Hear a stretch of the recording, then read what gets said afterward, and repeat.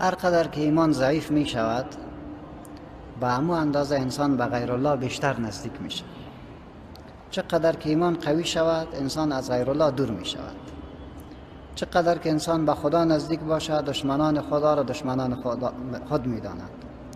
چقدر که انسان از خدا دور می شود دشمنان خدا را دوستای خود می داند. الله متعال اینها را هدایت نصیب بکند. پروردگار اینها را اصلاح بکند.